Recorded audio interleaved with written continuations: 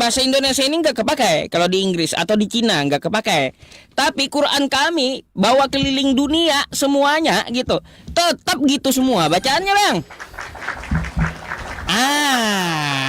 Gitu. Tetap mau keliling dunia Anda pun dimanapun negaranya ya. Ini tidak ada yang berubah gitu. Tapi disertakan juga terjemahannya melalui negara-negara tersebut. Artinya apa? Umat Islam itu tidak beriman dengan terjemahannya saja. Umat Islam itu tidak gampang percaya dengan terjemahan. Artinya dia perlu belajar untuk mengkaji teks aslinya agar tidak dibodoh-bodohi seperti yang ya mungut-mungut perpuluhan gitu bang. Makanya yang mungut-mungut perpuluhan ini kan ya mengimaninya melewati terjemahan kan kayak gitu. Ya, kalau terjemahan ini Bang ya dipakai di Indonesia. Kalau Anda nanti bawa ke Cina, Anda buka di gereja Cina. Kok beda bahasanya kata Anda? Udah kepakai ini. Kata Cina sing salawar. Mana itu sing salawar di kitab Indonesia? Nggak ada. Artinya apa bang? Kenapa perlu teks original? Teks original itu adalah pemersatu ya, pemersatu umat Islam di seluruh Indonesia dalam bahasa Arab. Karena Nabi-nya berbangsa Arab, Al-Qur'annya bahasa Arab, dan semua bisa baca, dan Allah jamin tidak akan berubah satu dunia. Gitu, makanya Al-Quran itu selalu menyediakan teks aslinya. Mau dibawa ke negara manapun ya, dia sama bacaannya, nggak berubah-ubah. Itu yang baru top gitu.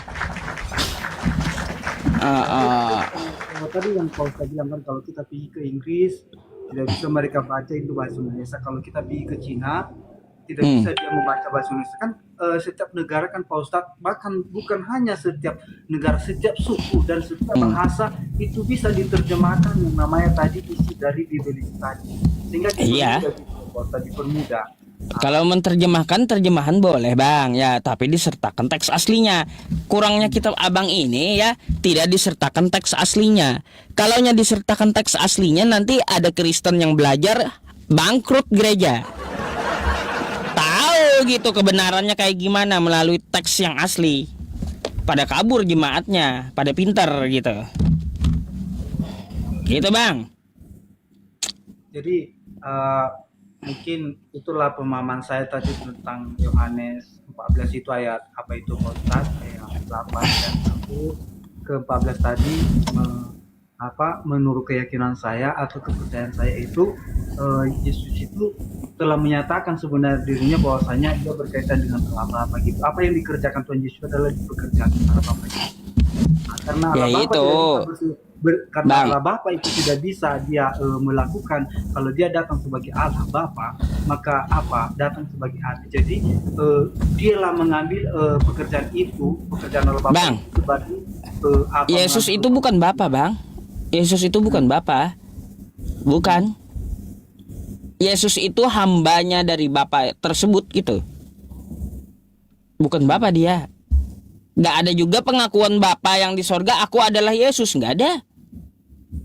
Nah, sebelum lahir Yesus kan Pak Ustadz, kan datang apa itu di dalam Matius, kalau kita baca itu dalam Matius 1 itu sisilan bagaimana itu kelahiran Yesus ya. Datang malaikat kepada Maria.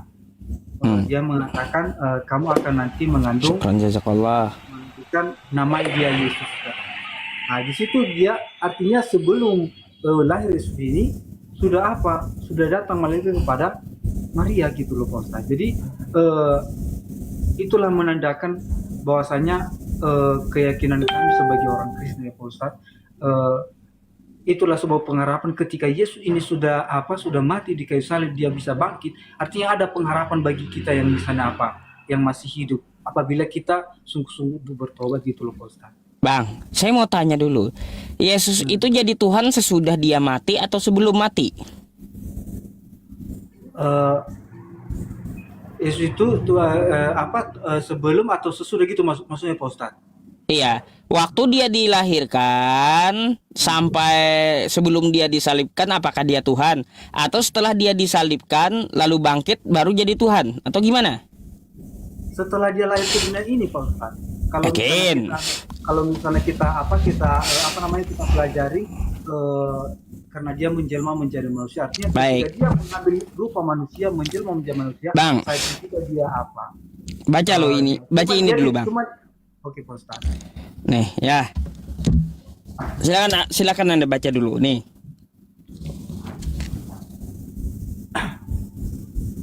Roma 9 ya Pak Ustaz. Roma 14. ayat 9. Oh.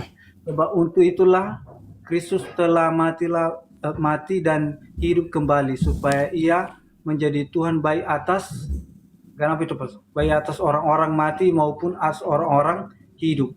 Nah Bang, di sini ya dituliskan sebab untuk itulah Kristus telah mati dan hidup kembali supaya ia menjadi Tuhan. Jadi kalau Kristus ini belum mati, ya belum mati, dia itu belum jadi Tuhan. Kecuali dia mati dulu, baru bangkit, baru udah jadi Tuhan. Bukan setelah dilahirkan ibunya langsung jadi Tuhan, kagak. Di sini kan syarat jadi Tuhan mati dulu dia, supaya ia menjadi Tuhan. Artinya apa? Artinya ketika dia dilahirkan ibunya sampai ditangkap tentara Romawi itu belum jadi Tuhan, Bang. Nah, makanya setelah ia mati baru jadi Tuhan. Ini katanya sih, ya katanya. Kata Paulus itu surat ke Roma. Ah, kayak gitu gimana, Bang? Masa syaratnya orang jadi Tuhan harus mati dulu? Kalau menurut apa ya Pak, pengertian saya pribadi, nggak tahu kalau yang lainnya. Kalau menurut pengertian saya, ketika dia mengambil rupa manusia, menjelma menjadi manusia, saya itu juga dia sudah apa? Datang dia sebagai manusia, dia itu sudah apa? Tuhan gitu, menurut saya. Jadi setelah tidak mungkin dia lahir langsung dia bekerja, langsung memberikan mujizat, ya kan tunggu besar dulu dia besar dia hingga dewasa baru dia memberikan mujizat. Artinya dia bukan setelah dia udah mati baru disebut Tuhan. Itu kalau menurut versi saya Ustaz itu tergantung yang lain gitu menanggapinya. Tapi kalau menurut berarti abang gak percaya dengan Paulus ini di Roma 14 nomor 9 ini. Kalau itu bisa dipercaya juga itu bahwasanya setelah dia mati. Tapi kalau menurut pendapat saya pribadi, ya kan, sebelum pun dia mati di kayu salib, dia itu sudah Tuhan karena dia setelah dia mengambil rupa manusia. Ketika datang malaikat kepada Maria untuk mengatakan kamu akan mengandung dan melahirkan, namanya dia Yesus. Enak ya teman-teman jadi Kristen ini. Menurut saya sendiri gitu ya. Kalau di Islam nggak boleh loh kayak gitu Bang. Menurut saya sendiri nggak bisa di Islam kayak gitu. Kalau di Islam gitu begitu Bang Delau. Menurut saya sendiri diketawain yang lain nanti. Tidak Ustaz, ini menurut keyakinan saya Ustaz. Menurut keyakinan saya gitu. Kalau menurut iman keyakinan Anda kan, itu kan keyakinan Anda sendiri betul pribadi. Iya. Nah, kalau keimanan Anda secara pribadi tidak sesuai dengan apa yang dikatakan oleh Paulus, kayak gimana? Paulus kan di sini syaratnya kata Paulus, dia jadi Tuhan setelah dia mati. Kata abang, baru setelah dia lahir udah jadi Tuhan. Jadi mana yang betul? Menurut abang atau menurut Paulus sih? Makanya kan saya bilang Pak Ustaz yang dibilang apa itu tadi yang dibilang Paulus itu memang benar juga Pak Ustaz. Dia di situ dia menyatakan ketika sudah mati ya, sudah mati Yesus. Tetapi karena dia menjelma menjadi manusia, ya kan yang menjelma namanya menjelma. Artinya walaupun dia misalnya dia masih kecil atau sudah besar atau sudah menginjil atau sudah menyampaikan firman Tuhan, dia tetap misalnya pendiriannya itu tetap dia adalah Tuhan. Bukan berarti setelah dia bekerja atau setelah dia mati dia mendapatkan gelar itu, bukan. Ketika setelah dia mengambil rupa manusia, menjelma menjadi manusia, saat itu juga dia adalah Tuhan. Cuma dia di situ dia belum bisa bekerja gitu loh Pak Ustaz. Baik. Sekarang saya tanya gini, nggak usah menurut pendapat Anda, menurut Bible Anda aja. Menurut Lukas yang baru lahir itu adalah Tuhan. Di Lukas 2 nomor 11. Yang dilahirkan Maria adalah Tuhan. Oke? Itu menurut Lukas. Menurut Paulus, ya, Yesus itu mati dulu baru jadi Tuhan. Jadi sebelum dia mati belum jadi Tuhan. Nah, pertanyaannya, mana yang benar antara Lukas dan Paulus? Kata Lukas, setelah dia lahir udah jadi Tuhan. Kata Paulus, belum. Kecuali dia mati dulu baru jadi Tuhan. Yang mana yang betul? Ini adu mekanik Paulus sama Lukas, teman-teman.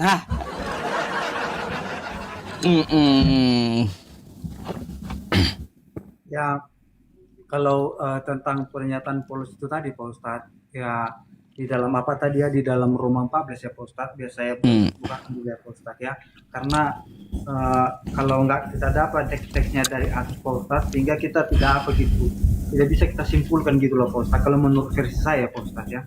Menurut versi saya, iya. Menurut versi saya ya Bang ya. Bang Delau, kalau saya Bang kayak gitu ya. Menurut versi saya nih ngomong dalam Islam. Menurut versi saya, diteriakin teman-teman saya di bawah. Iya, kau ulama dari mana? Mujtahid zaman now kah kau itu? Iya. Bisa saya bacakan dulu Pak Ustadz, mulai ayat apanya, ayat satunya sampai nanti kita ke ayat 9-nya.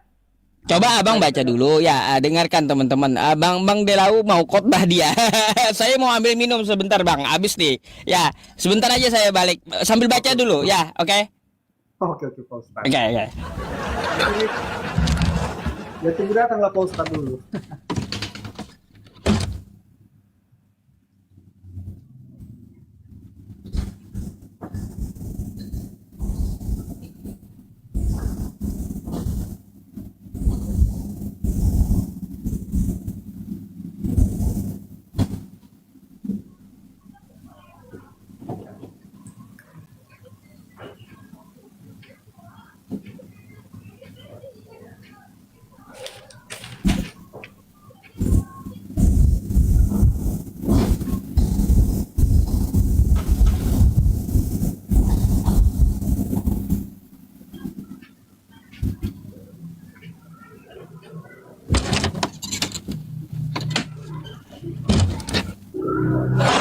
Kenapa nggak dibaca Bang? Ya tunggu Pak Ustadz lah, nggak mungkin saya ngomong sama penonton. Bacalah. Oke Pak Ustadz. Jadi judul besarnya sebenarnya di sini Pak Ustadz, jangan menghakimi saudaramu. Nah, itu judul besarnya, supaya kita dapat maknanya loh Pak Ustadz. Kalau hanya kita penggal tadi yang ayat 9 itu, sehingga kita nggak dapat apa ceritanya dari atas gitu loh Pak Ustadz. Karena belum juga saya baca ini Pak Ustadz, mudah-mudahan dengan kita baca ini, bukan saya berkhotbah di sini Pak Ustadz, tapi biar supaya dapat misalnya apanya gitu, maknanya gitu loh Pak Ustadz. Oke, makasih Pak Ustadz ya. Kita kasih izin ya Bang Delau baca ya. Ya. Ini judul besarnya Pak Ustadz, jangan menghakimi saudaramu. Itu judul besarnya. Ayat yang pertama, terimalah orang yang lemah imannya tanpa mempercakapkan pendapatnya. Yang seorang yakin bahwa ia boleh makan segala jenis makanan, tetapi orang yang lemah imannya hanya makan sayur-sayuran saja. Siapa yang makan, janganlah menghina orang yang tidak makan, dan siapa yang tidak makan, janganlah menghakimi orang yang itu. Siapa kamu sehingga kamu menghakimi hamba-hamba orang lain? Entah ia sendiri, entah ia jatuh, itu adalah urusan tuannya sendiri. Tetapi ia akan tetap berdiri karena Tuhan berkuasa yang menjaga dia terus sendiri. Iya. Yang seorang menganggap hari yang satu lebih penting daripada hari yang lain, tetapi yang lain menganggap semua hari sama saja. Hendaklah setiap orang benar-benar yakin dalam hatinya sendiri. Siapa yang berpegang pada suatu hari yang tertentu, ia melakukannya untuk Tuhan, dan siapa makan yang melakukannya untuk Tuhan, sebab ia mengucap syukur kepada Allah, dan siapa tidak makan ia melakukan untuk Tuhan, dan ia juga mengucap syukur kepada Allah. Ayat 7, sebab tidak 7 ada baru seorang ya. pun di- Oke, baru 7 teman-teman. Ayo, lagi sampai 9 aja. Ayo. Oke Pak Ustaz ya, karena saya lama juga membacanya Pak Ustaz. Ah, Karena gini, ah, ah. Pak Ustaz, karena kalau saya itu kalau nggak baca misalnya dari awal, saya nggak tahu apanya gitu loh Pak Ustaz, bagaimana pengertiannya. Ya maklumlah Pak Ustaz ya, Ya, gak apa-apa. Iya. sudah menyita waktu Pak Ustaz. Sebenarnya mungkin ada yang lain. saya bacain ayat ruqyah ntar lari setannya. Oke. Sebab tidak ada seorang pun di antara kita yang hidup untuk diri sendiri, dan tidak ada seorang pun mati untuk diri sendiri. Sebab jika kita hidup untuk Tuhan. Dan jika kita mati untuk Tuhan. Jadi baik hidup atau mati, kita adalah milik Tuhan. Nah, inilah ayat 9-nya. Sebab untuk itulah Kristus telah mati dan hidup kembali supaya baik atas orang-orang mati maupun atas orang-orang hidup. Jadi tetapi engkau tetap aja kan Bang Delau, tetap aja kan dia mati dulu baru hidup lagi supaya jadi Tuhan gitu. Kalau saya dapat ini gambarannya Pak Ustadz, ayat 8-nya dulu Pak Ustadz ya, ayat 8-nya, sebab jika kita sampaikan sini ayat 8-nya, sebab jika kita hidup untuk Tuhan, dan jika kita mati untuk Tuhan, betul? Nah, jadi baik hidup atau mati kita adalah milik Tuhan. Milik Tuhan. Sebab untuk itulah Kristus telah mati dan hidup kembali supaya dia menjadi Tuhan baik. Supaya jadi Tuhan, Bang. Tetap gak berubah, Bang Delau. Tetap gak berubah maknanya.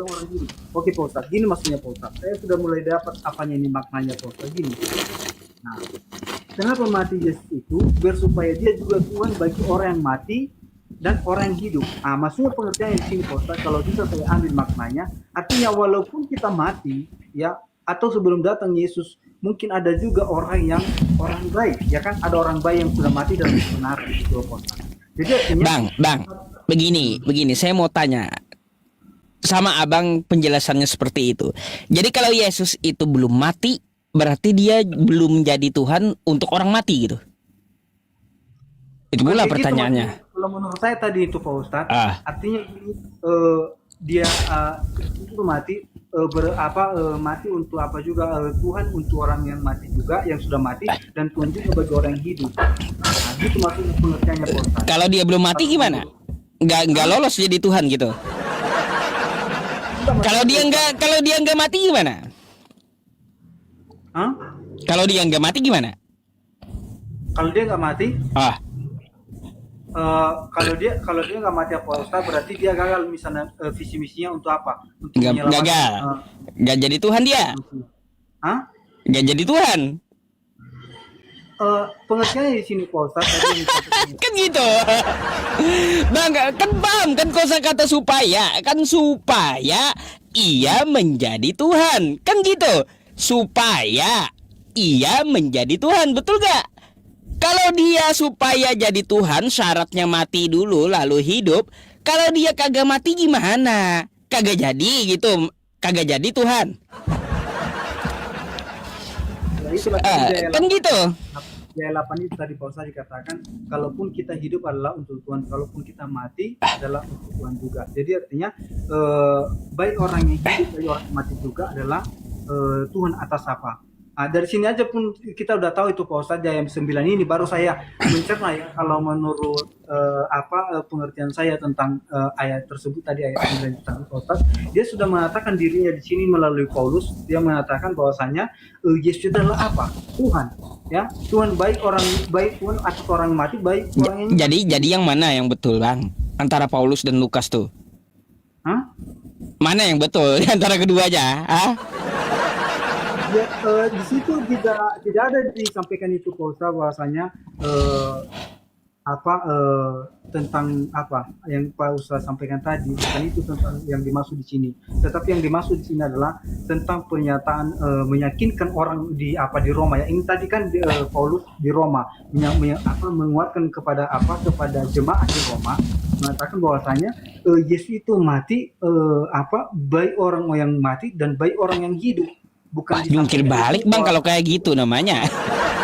bukan bukan berarti dia sampaikan itu setelah dia mati baru jadi Tuhan, dia bukan itu kalau teksnya Pak Ustadz. Ah, iya, di situ kan yang saya tanyakan ya, sesuai dengan teks-teksnya tersebut di Lukas 2 nomor 11 dikatakan, sebab ya pada hari itu Tuhan telah lahir, yaitu Kristus di kota Daud kan gitu. Tuhan lahir. Sedangkan kata Paulus, belum ada Tuhan kalau dia belum mati gitu. Jadi seakan-akan ya bang ya, kalau saya lihat pemikiran Paulus dengan pemikiran Lukas itu adu mekanik gitu loh bang. Apalagi abang tambahin menurut versi saya, kata abang jadi 3 jadinya. Udah versi Paulus beda, versi Lukas beda, tambah pula versi abang. Gimana saya nggak sakit kepala kalau kayak gitu? Aduh. Ah, Ini loh Pak Ustadz. Di sini tidak ada Paulus mengatakan sebelum dia mati dia tidak menjadi Tuhan gitu, nggak ada. Tapi yang ah, disampaikan itu adalah maknanya, kalau saya ambil maknanya Pak Ustadz, baik orang yang mati adalah Tuhan, adalah Yesus adalah Tuhan bagi orang yang mati, baik juga orang yang masih hidup. Itu pengertiannya Pak Ustadz. Bukan berarti setelah dia mati baru jadi Tuhan, bukan itu kalimatnya, teksnya dari ayat ini Pak Ustadz. Kalau saya ambil pusing saya. Pusing bang tentang itu. Bukan saya tambah paham tapi tambah pusing saya. Iya Bang Delao, iya susah kali gitu. Kenapa nggak ada sih ya yang kayak Al-Quran, jelas kayak Al-Quran, kenapa nggak ada gitu loh di kitab mereka ini ya teman-teman. Kalau Al-Quran itu jelas gitu loh, tidak ada bertentangan kayak gitu. Al-Quran itu nggak ada kontradiksi menurut si A menurut si B, nggak ada.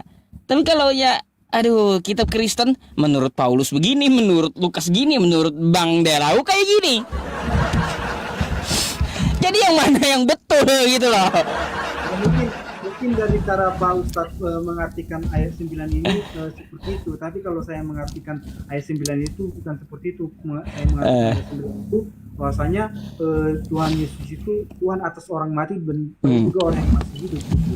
Bukan berarti dia setelah mati itu baru dia jadi Tuhan. Nggak ada pernyataan di situ apa yang teksnya Pak Ustadz. Baiklah kalau kayak gitu. Ya, terima kasih ya atas penjelasannya Bang Delao ya. Saya nggak memaksakan juga gitu. Karena Bang Delao saya tahu orangnya kayak gimana. Bang Delao ada bertanya tentang Islam? Sebenarnya sih Pak Ustadz bukan menanya tentang apa Islam gitu. Cuman saya pribadi ya Pak Ustadz. Memang kalau saya lihat dulu, kalau saya lihat kita Islam ini kan pernah juga Pak Ustadz mengatakan agamaku adalah agamaku, agamamu adalah agamamu, kan gitu Pak Ustadz. Iya, betul. Kalau saya tengok lah Pak Ustadz ya, saya lah secara pribadi yang di luar dari saudara kita Muslim. Saya lihat kemarin seperti yang di apa itu Pak Ustadz di Sukabumi, saudara kita Muslim itu menghancurkan tempat untuk ibadah. Baru yang terakhir lagi Pak Ustadz yang terjadi Di Padang. di Padang gitu loh. Kan pernah juga yang saya tanyakan sama Pak Ustadz kalau itu kemarin itu membubarkan Natal gitu kan Pak Ustadz. Menurut saya Pak Ustadz, ketika misalnya saudara kita Muslim melakukan hal seperti itu kan mencerminkan misalnya tidak hal positif kalau menurut saya Pak Ustadz. Kalau ada misalnya seperti Pak Ustadz juga untuk menarik lah, contohnya lah saya pribadi Pak Ustadz Gimana Bang kalau ada perbandingan terbalik Bang? Kalau terbalik dilakukan Kristen gitu, apa tanggapan Anda? Maksudnya Pak Ustadz? Ada dari Kristen yang melarang membangun masjid dan merusak tempat ibadah umat Islam, contoh masjid. Apa tanggapan Abang terhadap orang Kristen itu? Ya kalau menurut saya itu Pak Ustadz udah salah itu Pak Ustadz. Salah. Baik. Kalau menurut Pak Ustadz lah, bagaimana Bapak Ustadz seperti itu? Baik Bang, kalau saya kan nggak bisa ngambil informasi setengah-setengah separuh-separuh ya Bang ya. Kalau untuk masalah di Padang ya, terakhir yang saya lihat ceritanya, ketika warga menegur ya tidak dijadikan tempat ibadah karena itu kan adalah rumah, yang mana rumah itu untuk pendidikan disewa oleh mereka. Ternyata dijadikan tempat ibadah kan kayak gitu. Habis itu Bang, ketika RT-nya dan RW-nya datang ya, warganya tersulut emosi karena ditentang oleh jemaat yang ada di situ. Oh, kalau kita diganggu seperti ini beribadah, ya udah perang aja. Kan kayak gitu mereka ngomongnya. Bahaya kali gitu ngajak warga di situ perang. Udah gimana ya? Udah tidak sesuai kan dengan peruntukannya kan kayak gitu ya. Di Padang itu rumah bukan rumah ibadah, tapi rumah untuk pendidikan gitu. Dijadikan rumah ibadah, ditegur warga malah marah-marah. Dimarah-marahi warga, dimarah-marahi warga, mereka malah melawan. Kalau kami diganggu kayak gini lebih baik perang katanya. Nantang. Gimana nggak tersulut emosi warganya di situ kalau ditantang oleh apa? Oleh jemaatnya di situ, Bang. Jadi pertanyaan saya dulu Pak Ustadz, ini bukan masalah apa, bukan masalah antara mereka Padang atau Sukabumi kemarin. Kalau menurut Pak Ustadz,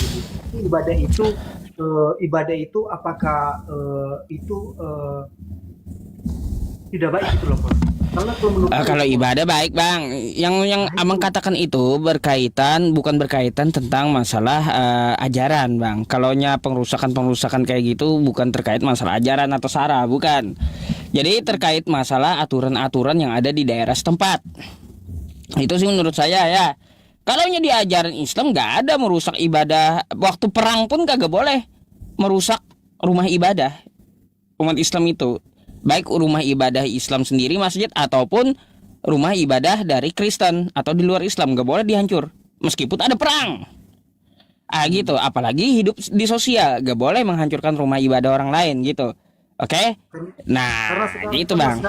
Karena gini sekarang loh Pak Ustadz, karena kita di sosial media ini sekarang kan sedikit udah terespo gitu di posting gitu. Jadi kelihatan gitu loh Pak Ustadz. Kalau menurut saya kita memancarkan misalnya apa itu karena gini loh Pak Ustadz, yang pernah saya lihat gitu kan hanya antara Kristen dengan Muslim gitu loh Pak, atau misalnya saudara kita Muslim melarang untuk bangun rumah ibadah atau misalnya menggagalkan apa gitu, sedangkan misalnya saudara kita Muslim itu nggak pernah menggagalkan misalnya tadi teman-teman sudah saya mirror tadi ya sama abangnya, sudah saya mirror gimana kasus Poso dan Papua itu salah menurut beliau gitu.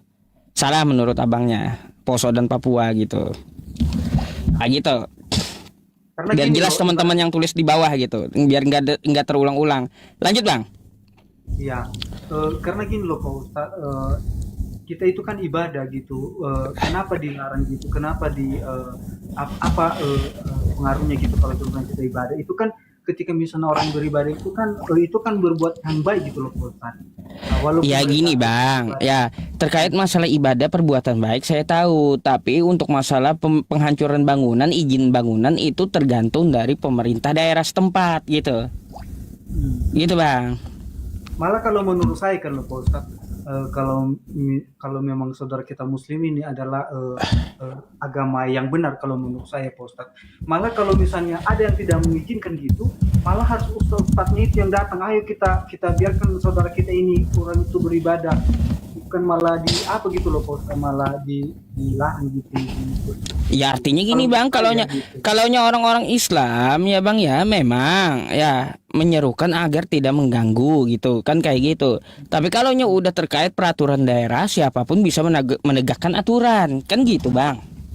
Jadi itu bukan terkait masalah ajaran agama. Enggak.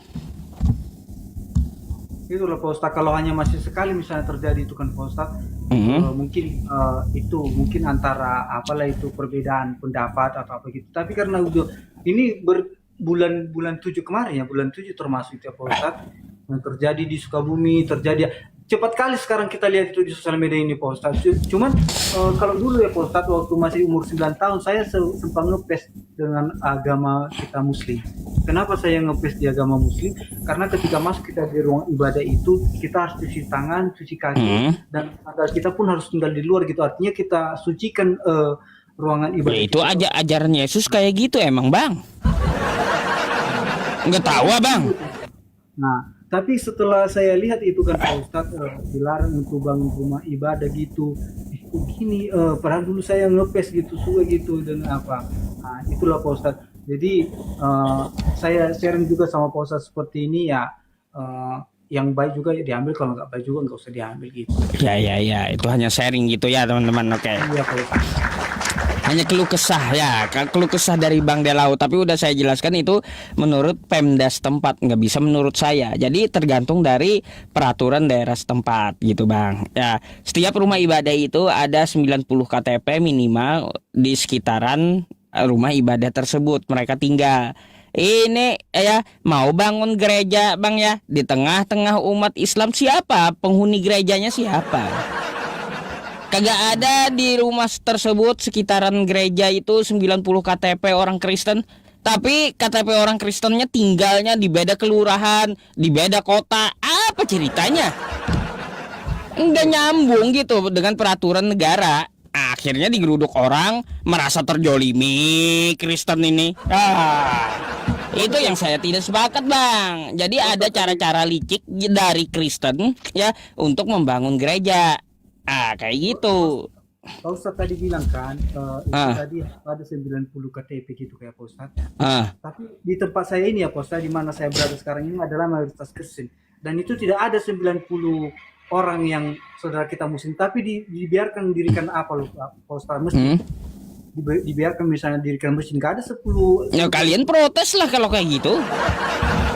Kan gampang gitu, tinggal Anda protes saja. Kenapa tidak ada 90 KTP kan kayak gitu, dia dibangunkan masjid. Karena kita adalah Pak Ustadz, dia ajarkan tentang apa hidup kasih. Jadi kita itu bukan masalah ajaran Bang. Kalau di Islam pun ajarannya kasih, lebih kasih gitu. Itu bukan tergantung masalah ajaran. Bukan. Jadi itu tadi hanya apa tadi saya pertanyakan sama Pak Ustadz, bukan berarti saya menjadikan Pak Ustadz tadi. Itulah karena banyak juga menonton saudara kita muslim kan, supaya apa pernyataan Pak Ustadz tentang apa itu tadi. Tergantung ininya Bang, tergantung Pemdanya kayak gimana kan, kayak gitu. Kalau nya ajaran tidak seperti itu masalah tempat dan penganutnya, bukan masalah ajarannya. Iya Pak Ustadz.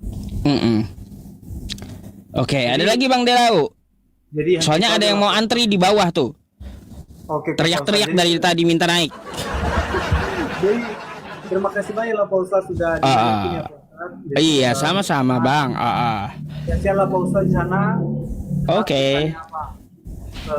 Semangat. Semangat Bang Delau. Oke. Saya izin gantikan dulu Bang ya. Oke Pak Ustadz. Oke, assalamualaikum. Assalamualaikum. Ya, selamat malam. Masih Pak Ustadz. Assalamualaikum pula. Ada. Ini yang kemarin nih, Krisna Devi ini. Ya, isinya cowok ini kayaknya. Halo, selamat malam. Selamat malam. Perempuan ya. Lupa saya berarti. Silakan dibuka kameranya dulu Mbak ya. Wait ya. Selamat malam. Oh ya. Ya, selamat malam. Mbaknya dari Kristen. Ya, puji Tuhan. Sangat bangga jadi. Ya, Anda mau bertanya atau mau ditanya nih, Mbak? Kita kan diskusi lintas iman di sini. Jadi di sini aku hadir di live Abang Ucup ini, ya Abang Ucup pasti. Bukan berniat untuk berdebat. Halo? Bukan berniat untuk bukan mencoba untuk membuat Bang Ucup sepaham dengan saya, tapi aku mau menyampaikan apa yang aku tahu gitu. Terkait dengan tema ini, juru selamat yang tidak selamat. Sebenarnya aku mau naik dari berapa hari yang lalu, cuman terlalu malam, jadi aku tidak dinaikkan. Oke. Kemarin yang dibahas itu di ayat apa tuh kemarin ini yang di Abang bahas tuh? Yang mana? Iya, ayat piring terbang. Ayat piring terbang. Ayat berapa coba Mbak? Saya lupa. Yang mana? Soalnya kebanyakan ayat yang saya bawa. Ya, aku juga nggak, karena aku menyadari aku nggak punya kapasitas untuk menghafal semua ayat yang dibaca kemarin sama Abang. Tentang masalah apa sih? Ini juru selamat yang tidak selamat, karena aku lupa, karena udah berapa hari yang lalu aku naik ada di kepalaku dan aku mau bahas itu, tapi karena udah kemalaman dan aku coba naik dan aku udah lupa apa yang mau. Intinya kemarin ada yang abang bilang kemarin tentang pantaskah Tuhan itu dibunuh apa bahasanya gimana?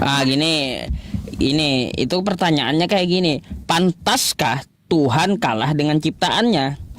Pantaskah ciptaannya membunuh Tuhan? Ya, jadi menurut yang aku tahu, jadi jangan dipotong ya. Jadi aku menyampaikan ini bukan untuk abang setuju, karena apapun yang aku katakan, apapun yang akan orang lain katakan yang lebih paham daripada aku, karena abang akan bilang membingungkan, aku tahu abang akan bilang muter-muter dan lain-lain sebagainya. Gitu.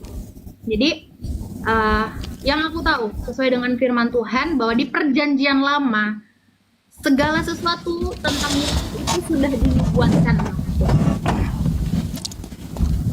Oke, saya dengar dulu. Coba gimana? Segala sesuatu tentang Yesus itu sudah dinubuatkan.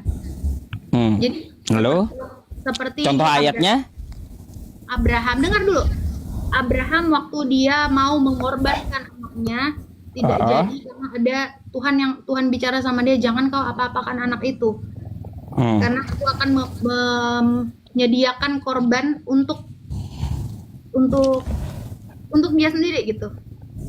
Lalu? Begitu. Nah, oleh sebab itulah dinubuatkan. Aku lupa ya di ayat mana. Kemarin aku ada dapat ayatnya. Di mana tuh sayang? Ya. Jadi coba carikan dulu ayatnya biar puas. Di mana? Nubuatan Yesus di Perjanjian Lama. Ayo. Saya mau dengar gitu. Baru dengar saya. Soalnya kosakata Yesus aja di Perjanjian Lama itu nggak ada satupun saya temui. Tapi ciri-cirinya merujuk kepada Yesus. Baik. Yang mana tuh? Coba kita bahas. Silakan. Yesaya. Dalam Yesaya 9. 9, 5 dan 6 kayak gitu.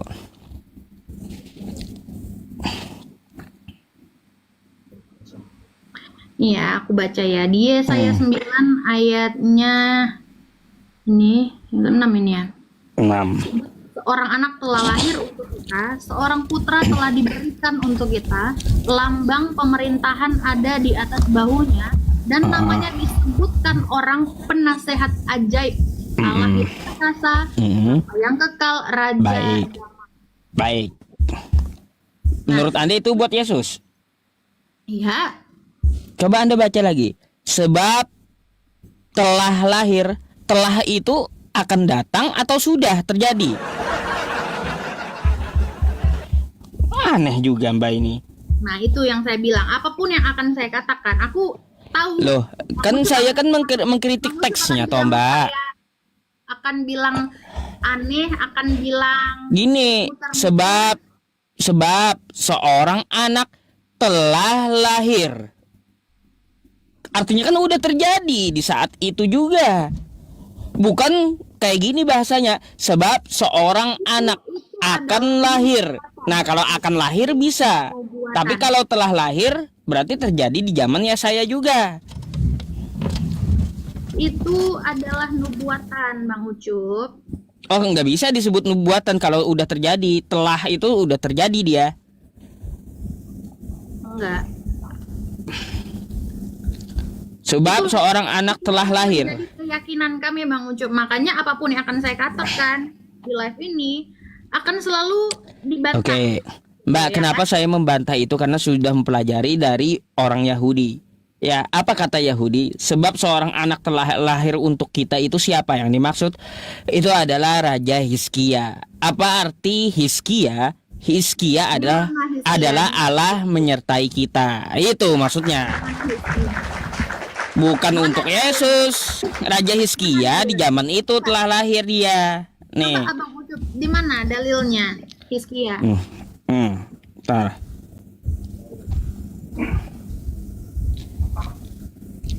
Untuk Yesus nggak nyambung sama sekali itu, Mbak. Apalagi Hizkia, Bang Ucup. Kalau Nah. Hizkia betul terjadi di zaman itu nih ya. Nih kritiknya ya. Nih. Bukti ya dari Alkitab bahwa bahwa Yesaya 9 nomor 6 bukan untuk Yesus ya. Nah, ini bahasa aslinya ya. Dari Ningrat Codex. Ya, Kielet Yulat. Yulat itu adalah telah lahir. Seperti kata bahasa Arab walam yalid walam yulad. Kan gitu, lam yalid walam yulad. Terjemahannya kayak gimana nih ya? Sebab seorang anak telah lahir untuk kita. Kan kayak gitu. Coba kalau kita lihat ke bawahnya, apa yang dikatakan oleh Yahudi. Nih, Kristen mengklaim dan mengaku itu, tetapi mana buktinya kata Yahudi? Sebab Yesaya itu hidup 700 tahun sebelum Yesus. Artinya apa? Waktu dia diucapkan Yesaya telah lahir, anak itu telah lahir di zaman Yesaya. Nah, jadi dalam ayat ini siapa yang dimaksud? Sebab telah lahir seorang anak yulat untuk kita. Siapa? Nih, coba kalau kita lihat ya kosakata yang lain nih ya. Jadi, Mbak ya, menurut Yahudi ya, sesuai dengan kitab teks aslinya mereka mengatakan bahwa nama dari raja tersebut adalah Raja Hizkia. Nih, saya putarkan sampai ke bawah ya. Nih, tuh ya. Salah Bang Ucup. Dalam perjanjian lama. Nah, jadi nih. Jadi nama Hizkia artinya Allah yang perkasa, bukan untuk Yesus. Untuk Yesus Bang. Anda ngotot, Mbak, Anda ngotot, tapi kitab orang lebih paham bahasa teksnya, Anda ambil kitab Yahudi, lalu Anda terjemahkan sendiri yang Anda tidak paham teks aslinya kayak gimana gitu. Sedangkan kata Yahudi mereka mengkaji dari teksnya, dari ayat yang lainnya, bahwa apa yang dimaksud Hizkia yaitu Allah yang perkasa telah lahir di zaman Yesaya tersebut gitu. Ya, emang Hizkia Allah. Di mana dia disebutkan Allah di situ? Mbak, Hizkia itu artinya Allah yang perkasa. Bahasa Yahudi gimana sih? Ya, Allah. Hizkia Allah yang perkasa, itu artinya kekuatan Allah. Hizkiyahu. Yesus itu dinubuatkan sebagai Raja Damai dia. Oh, Raja Damai. Kalaunya dia Raja Damai. Apa yang kekal Allah yang Baik. perkasa. Kalau dinubuatkan dia itu Raja Damai, lalu gimana dengan Matius 10 nomor 34? Coba baca.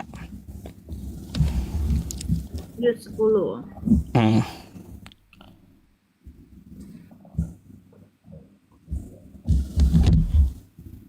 Apa kata Yesus di situ? Bacain, nyaring-nyaring kalau Yesus bawa damai.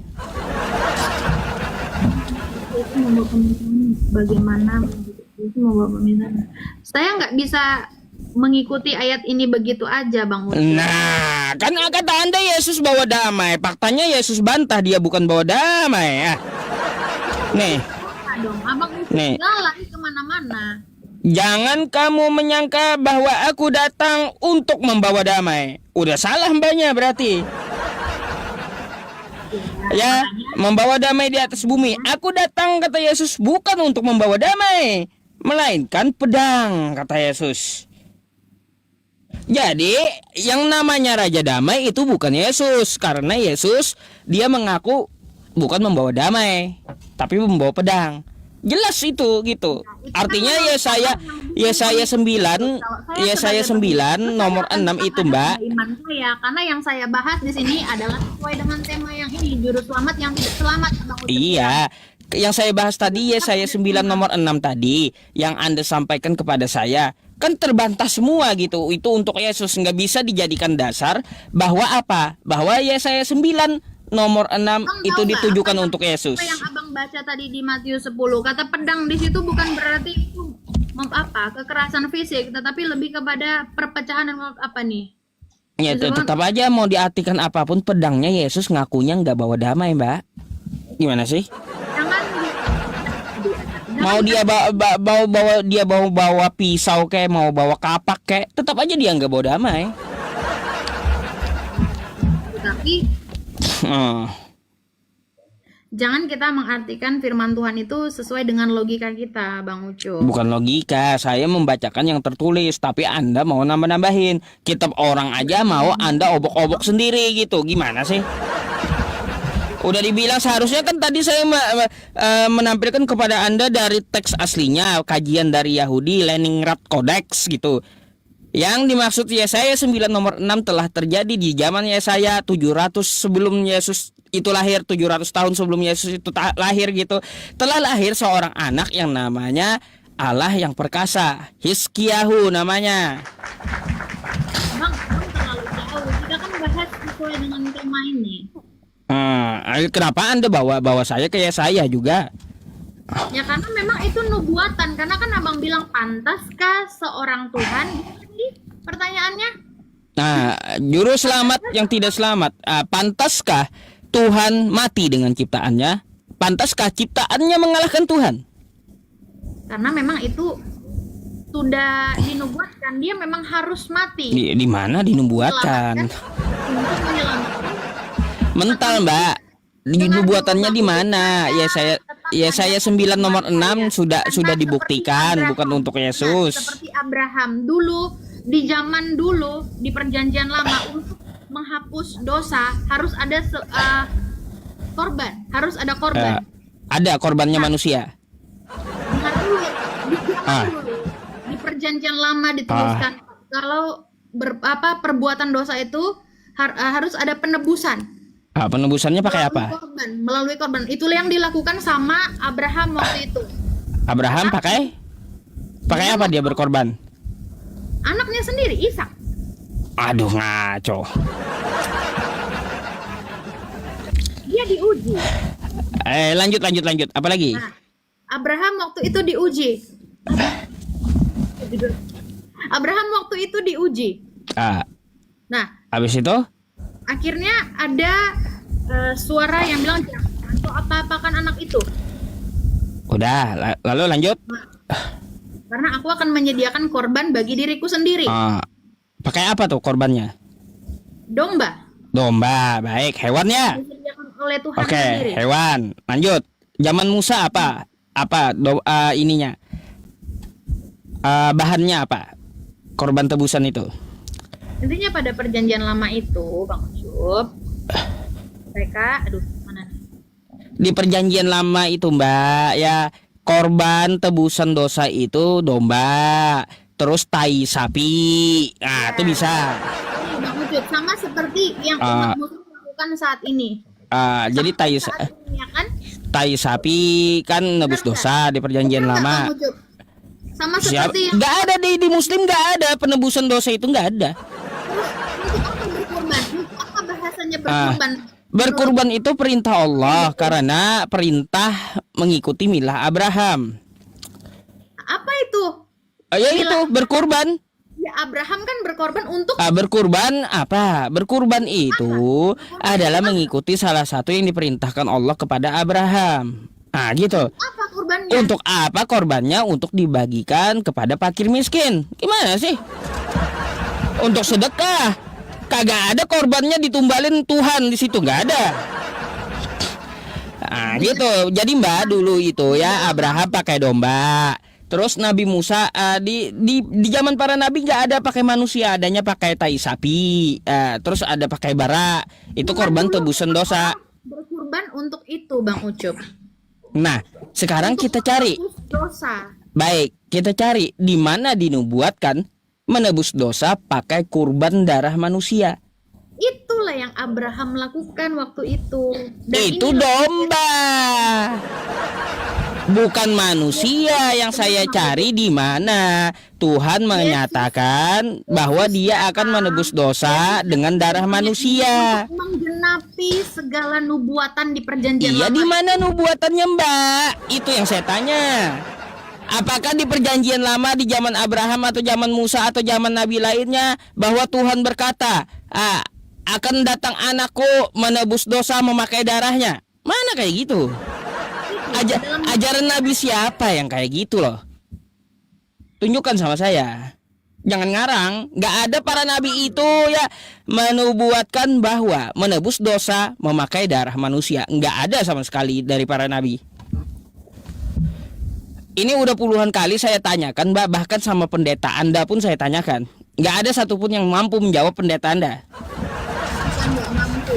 Saya yakin bukan tidak mampu orang Bukan menjawab. tidak, karena kan kebanyakan kata mereka dinubuatkan. Saya tanya di mana nubuatannya? Kan wajar. Di mana nubuatannya menebus dosa memakai darah manusia? Yang ada dicontohkan zaman dulu pakai domba, tai sapi, pakai bara, kulit lembu. Ayo, Di mana nggak ada darah manusia, nggak ada. Di mana kain sapi?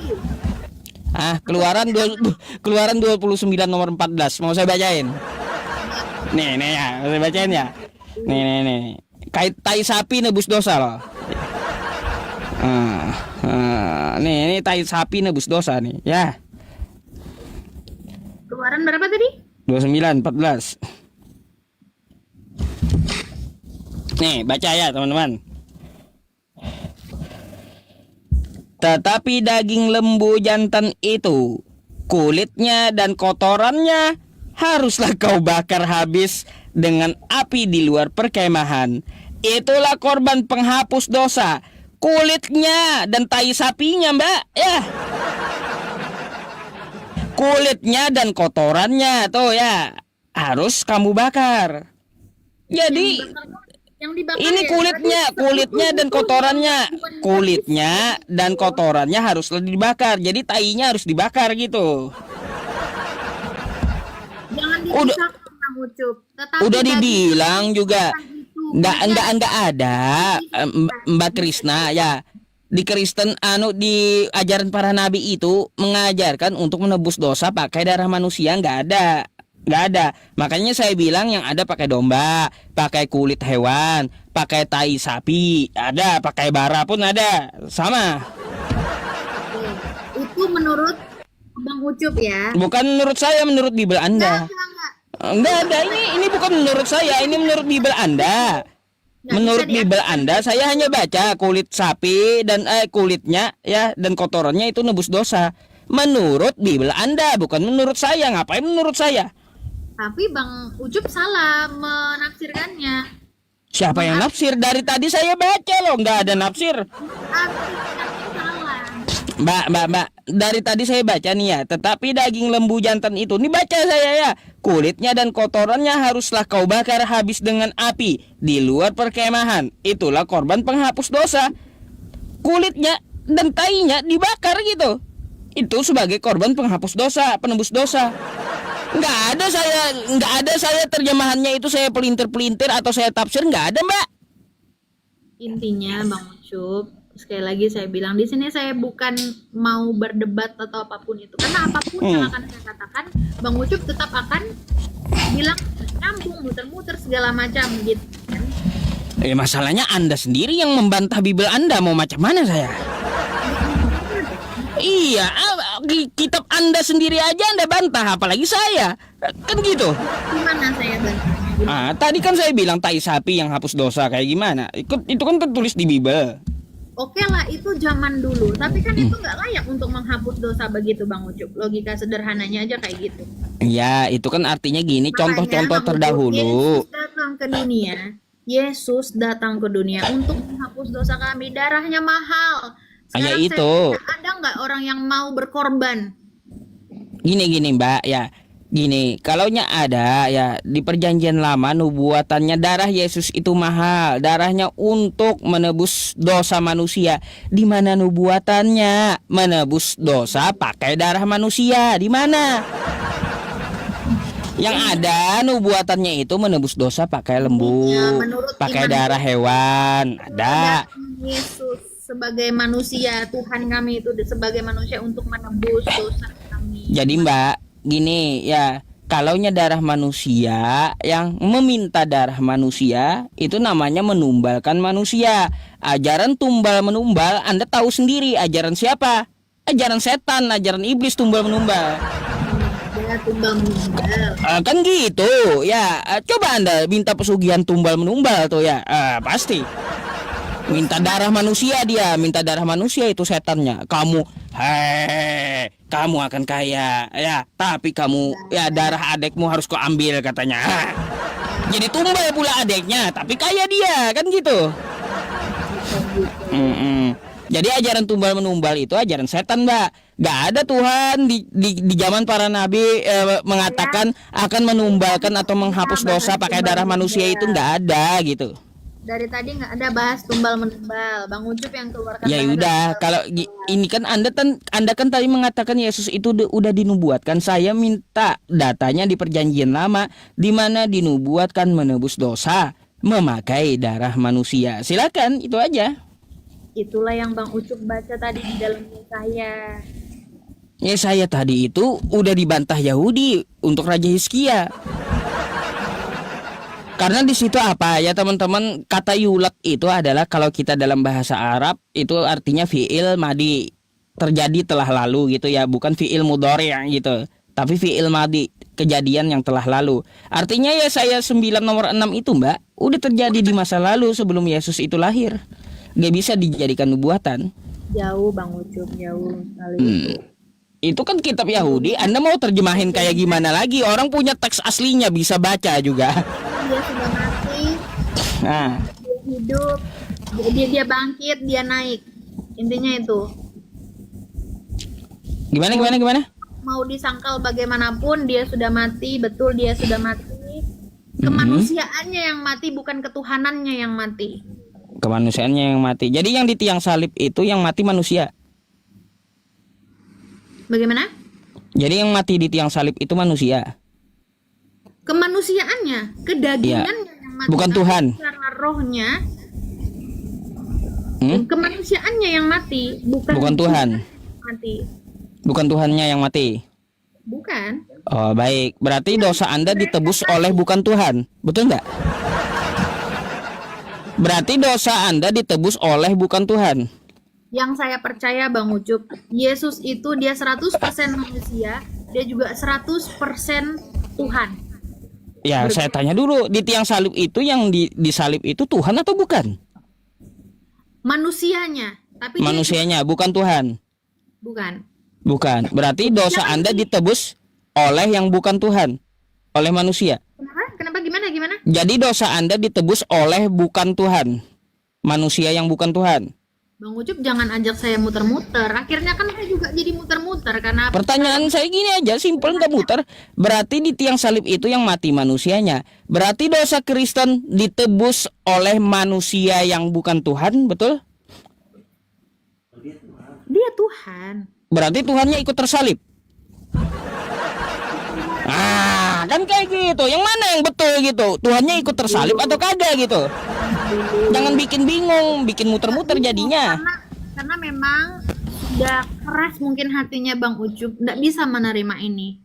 Kebenaran ini Bang Ucup nggak bisa. Bukan keras Mbak, bukan. Saya itu pengen paham kayak gimana gitu. Katanya kan bisa menjelaskan agamanya. Saya tanya aja, waktu di tiang salib, Yesus itu mati manusianya atau Tuhannya? Atau manusianya tidak mati, atau Tuhannya mati, atau manusianya mati, Tuhannya tidak, atau kayak gimana? Yang mati itu adalah manusianya.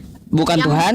Itu adalah manusianya. Oke, yang mati itu bukan manusianya. Jadi di tiang salib itu yang mati manusianya, bukan Tuhan, betul?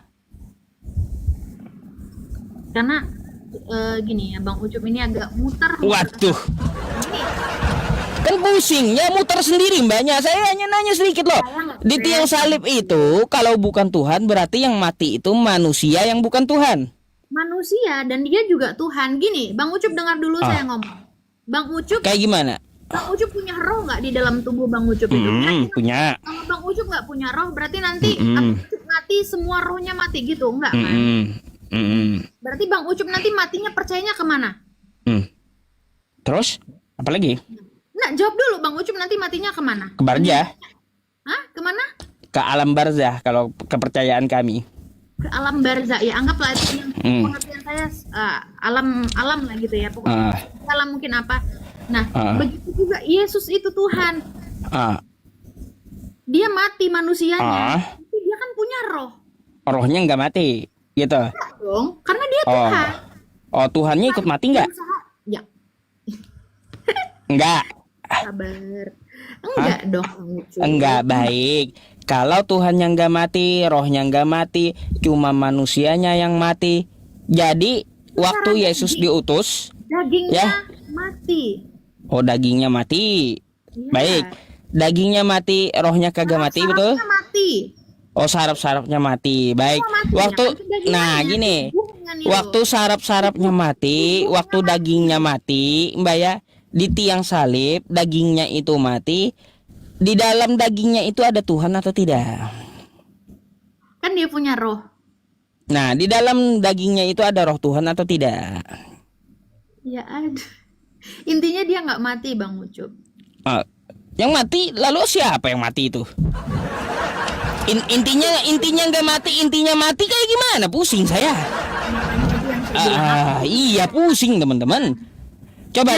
Yang waktu dia di tiang salib kata Anda dagingnya yang mati. Kan dagingnya yang mati. Apapun yang saya katakan, apapun yang pendeta bahkan ahli-ahli katakan sama Bang Ucup, karena hati Bang Ucup nggak bisa menerima ini, hanya perlu waktu Bang Ucup. Silakan Bang Ucup baca firman Tuhan itu, karena kami percaya bahwa firman Tuhan itu berkuasa. Iman timbul dari pendengaran akan firman Tuhan. Silakan Bang Ucup baca. Wah, berarti menurut Mbaknya berarti menurut Yesus sendiri adalah penyesat Mbaknya ini. Mengatakan Yesus Tuhan. Coba buka 2 Yohanes 1 nomor 7. Nah, kita nggak usah kemana-mana, hanya perlu waktu untuk Bang Ucup. Iya, bisa- bukan saya mengeraskan hati, tapi Anda membangkang apa yang dikatakan Yesus. Saya nggak membangkang. Nih, yang dikatakan Yesus nih ya, nih. Ya, saya bukain. Ini salah satunya Mbak ya. Apa kata Yesus ya? Sebab banyak penyesat telah muncul dan pergi ke seluruh dunia. Bagaimana penyesat itu? Yang tidak mengaku bahwa Yesus Kristus telah datang sebagai manusia. Oke?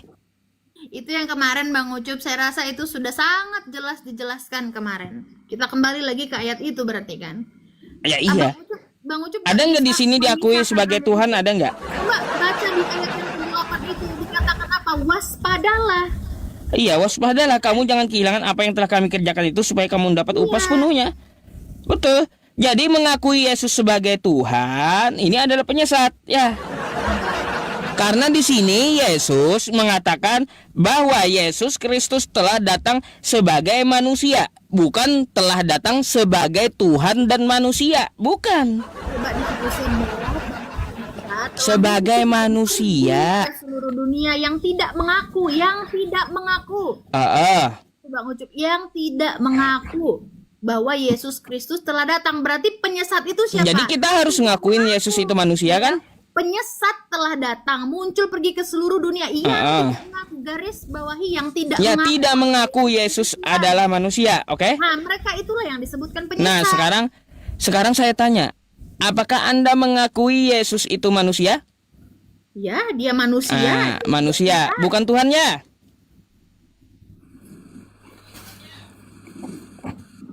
Nah, gimana? Gimana? Anda akui dia sebagai manusia, bukan Tuhan gitu? Dia 100% Tuhan, dia juga 100% Mana di sini hanya sebagai manusia, lalu Anda mau tambahin sebagai manusia dan Tuhan gitu? Dengar dulu. Ayatnya manusia, bukan manusia dan Tuhan, atau Tuhan dan manusia. Gimana sih Mbak ini ubah-ubah ayatnya aja? Makanya saya bilang Andalah penyesatnya, kata Yesus, yang tidak mengakui dia datang sebagai manusia, tapi mengakui dia datang sebagai Tuhan. Itu penyesat itu. Seperti apa yang saya bilang di awal tadi, saya bilang saya bukan berniat untuk berdebat, karena saya memang tidak punya kapasitas untuk itu. Karena apapun yang dikatakan, seperti Bang Ucup bilang, pendeta-pendeta sudah naik ke sini untuk menjelaskan dengan segala kemampuan mereka, tetap akan Bang Ucup tolak itu. Karena memang akan tetap muter. Jadi yang saya percaya adalah tunggu waktu aja untuk Bang Ucup dan teman-teman yang lain ini yang berkomentar di bawah untuk bisa menerima keselamatan itu. Untuk bisa buka hati, begitu. Mbak, Baik, saya akan terima ya kalau Yesus berkata jadilah Kristen. Mana coba? Bisa saya terima gitu. Satu aja yang saya tanya, Yesus memerintahkan, hai manusia, masuklah kamu menjadi Kristen. Ada. Itu aja kalau ada. Intinya apapun itu, sekali lagi aku gak bosan-bosan untuk bilang hanya perlu waktu. Jadi saya juga kasih pesan sama Mbak, hanya perlu waktu. Nanti Mbak tunggu diusir Yesus gitu aja, karena telah menuhankan dia. Coba Anda baca Matius tuh ya. Tunggu waktu aja, nanti Anda diusir Yesus karena Anda telah menuhankan Yesus. Mau saya bacakan emang? Silakan baca untuk aja. Nih ya, saya bacakan. Kemudian mengartikan. Nah, Mbak, saya tanya satu-satu ya nanti ya. Pada hari terakhir, banyak orang yang akan berseru kepadaku, Tuhan, Tuhan. Sampai sini dulu. Ya. Agama apa yang menyebut Yesus Tuhan? Semua orang menyebut di Kristen. Enggak, saya enggak. Enggak. Umat Islam enggak ada yang menyebut Yesus itu Tuhan. Jadi agamanya apa ini?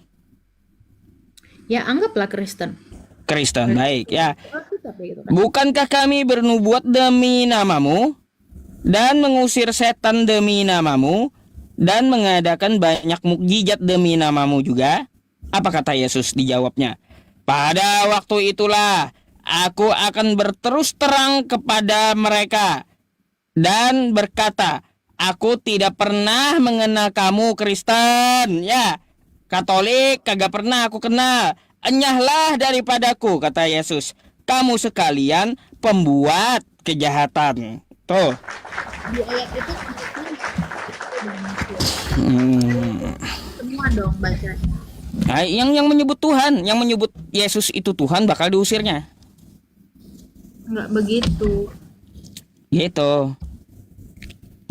Saya cuma baca kok, nggak mau ubah-ubah ya. Iya, memang hanya membaca tapi salah mengartikannya. Loh, itu udah bahasa Indonesia loh Mbak. Kok susah mengartikannya? Ngaco Mbak ini. Udah bahasa Indonesia gampang, kita belajar bahasa Indonesia pun anak SD paham itu kosakatanya.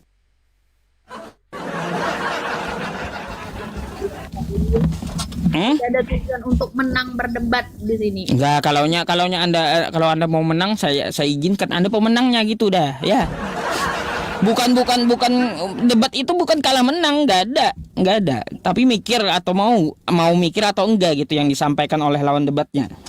Iya. Nah, itu. Jadi kalaunya sama saya, kalaunya kau cari menang atau kalah, udah saya nyerah duluan, kaulah yang menang, kan gitu ya. Gitu aja. Bisa berpikir gitu. Ya kita kan diskusi loh Mbak. Saya kan dari tadi tampilkan ayat yang sesuai yang saya katakan gitu. Satu lagi. Apa tuh? Anggaplah ini sudah selesai. Saya tidak. Ya, anggaplah yang lain mungkin berpikir kalah, ngeyel apa segala macam. Dan saya mau nanya satu lagi nih. Kemarin Bang Ucup bilang, siapa yang melihat Yesus itu naik ke surga? Emang ada orang pernah naik ke surga? Emang ada yang lihat pakai teropong ke surga gitu? Nah, itu gimana tuh? Gimana tuh maksudnya tuh Abang Ucup ngomong kayak gitu? Nah, makanya saya pun nanya gitu. Saya bingung kayak gini Mbak. Ada 500 orang, 500 pasang mata katanya ya, melihat Yesus naik ke surga. Kan gitu? Bahasanya kayak gitu.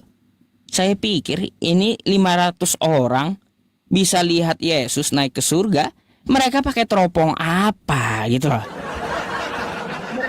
Berarti menurut Bang Ucup nggak ada manusia yang bisa melihat surga. Mana ada? Oke, nggak ada yang bisa melihat surga ya? Begitu. Tapi waktu itu mereka melihat naik gitu kan? Naik gitu. Iya, Yesus naik ke surga. Kok bisa lihat surga orang ini? Oke, kalau saya tanya, yang pernah saya dengar orang Muslim, kalau terutama yang laki-laki, kalau masuk surga ada apa tuh? Beda dari. Beda dari. Emang ada yang pernah lihat itu? Belum, itu kan cuma Ini gambaran. wajar kalau memang aku nggak tahu, kalau memang Itu aja. hanya gambaran, Mbak. Ya, hanya gambaran keindahan, hanya gambaran. Sebenarnya kalau yang surga itu tidak terbesit di pikiran kita kayak gimana gitu. Sebenarnya itu hanyalah sebuah gambaran gitu. Nah, kalau kita mendetilkan isinya, pernah melihat, jelas nggak ada yang pernah. Ya sama dong. Nah, itu masalahnya kayak gitu. Bidadari itu bentuknya kayak gimana, kan dijelaskan di Quran. Isi surga seperti apa dijelaskan oleh Allah di Al-Quran gitu. Tapi apakah ada yang melihat? Nggak akan ada. Karena dari bahasanya aja apa? Jannah, sesuatu Tapi yang kok tahu tersembunyi jumlahnya, gitu. Bang? Hah?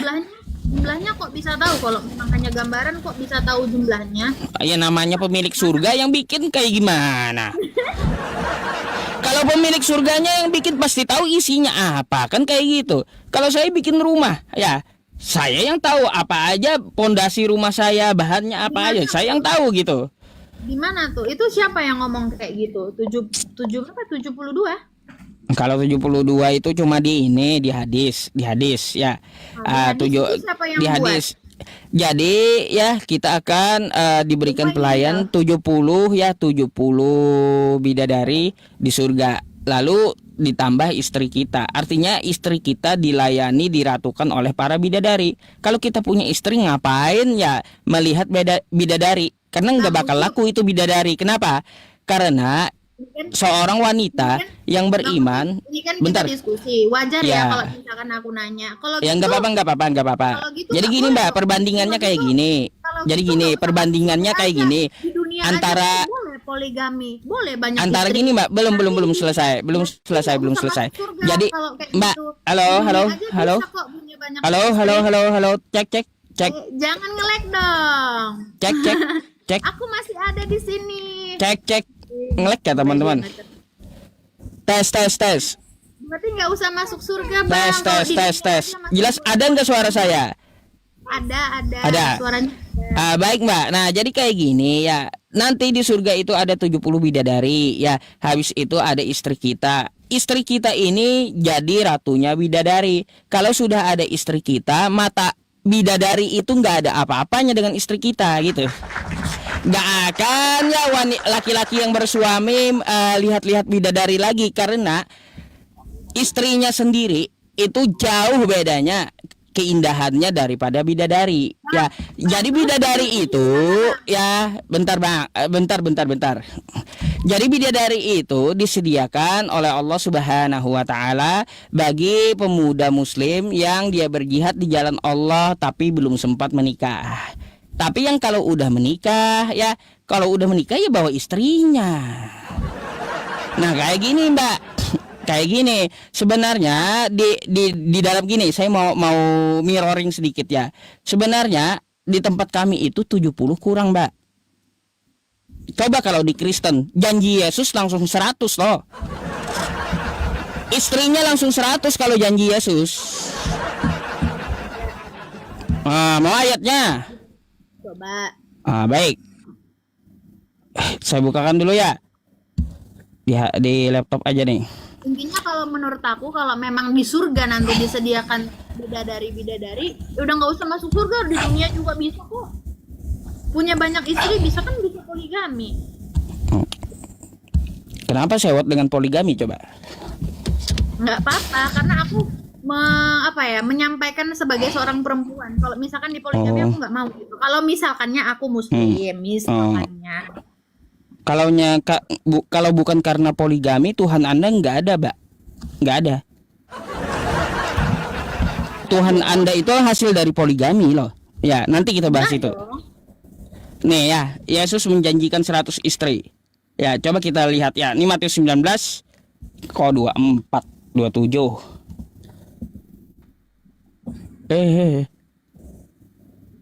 27 ya.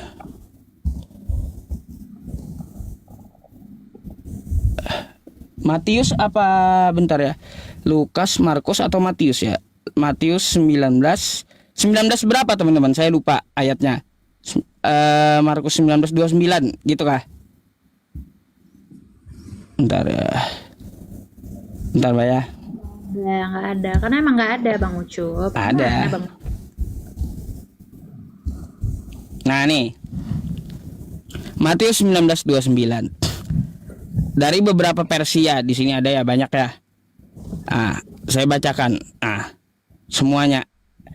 Jadi baca nih. Dan setiap orang yang sudah meninggalkan rumah atau saudara laki-lakinya, saudara perempuannya, atau istrinya, ya nih istri ya, nih Mbak ya. Ini istrinya atau ya anaknya dan ladangnya demi namaku, kata Yesus, ya dia akan menerima 100 kali lipat dan mewarisi hidup yang kekal. Jadi kalau meninggalkan Yesus, meninggalkan istrinya, ya Yesus akan kembalikan jadi 100 istrinya gitu ya. Ngarang Ucup ngarang itu artinya Bang Ucup. Ya itu. Jadi maksud Dan saya itu setiap gini, orang Mbak. yang karena Kenapa saya mampu mirror? meninggalkan rumahnya, saudaranya laki-laki atau saudaranya perempuan, bapak atau ibunya, anak-anak atau ladangnya akan menerima kembali 100 kali lipat dan akan memperoleh hidup yang kekal. Iya. Bukan memperoleh istri. Iya, memperoleh 100 kali lipat. Ya, kan gitu. Bukan cuma mewarisi hidup, tapi mewarisi 100 kali lipat. Ya. Gitu. Bukan istri, Bang Apa? Ucup. Apa? Di situ ada kosakata istri itu. Hidup yang kekal, Bang Ucup. Iya, yang dibalas 100 kali waktu di penghidupan yang kekal apa tuh? Maksudnya? Ya iya, yang dibahas, yang dikatakan Yesus ya, ia akan membalas 100 kali lipat. Nah, di situ nggak ada dibilang memperoleh istri yang 100 kali lipat, nggak ada. Itu Oh, berarti hidup salah Yesus ya? Nggak dong. Ini perkataan Yesus loh ya. Kalau Anda ya meninggalkan anak, istri dan orang tua, Di situ konteksnya bukan berbicara istri orang meninggalkan. aduh, coba dibaca ya, dibaca. Abang perempuan terus sih. Ya. Itu ayat mana itu? Itu Google itu, buka Alkitab. Ini apa ini? Ayat apa ini? Enggak. Ini ayat apa ini? Ini ayat apa ini? Alkitab yang beneran, Alkitab Nih. yang beneran. Itu enggak, itu salah. Oh, itu. berarti Alkitab ini Anda salahkan.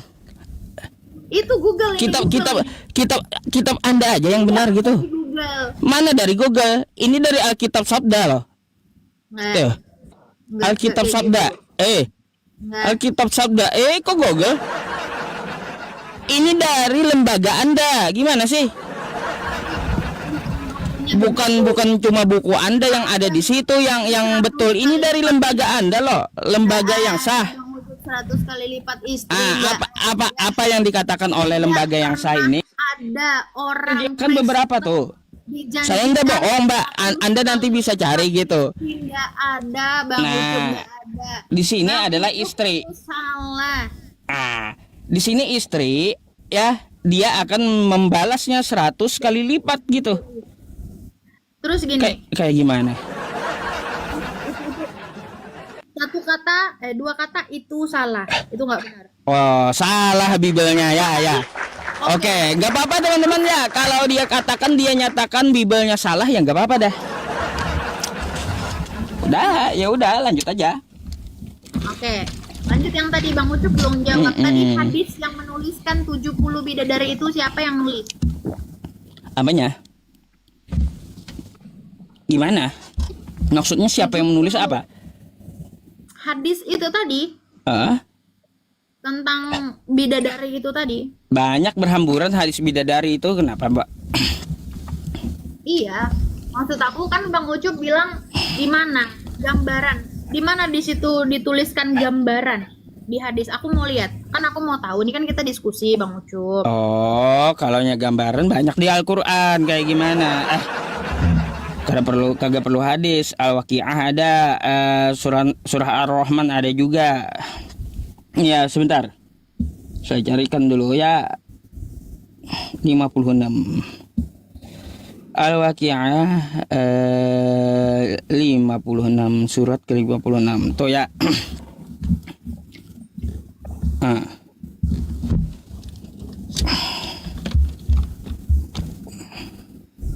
Nah, nih ya. Nih. Ala sururim maudunah.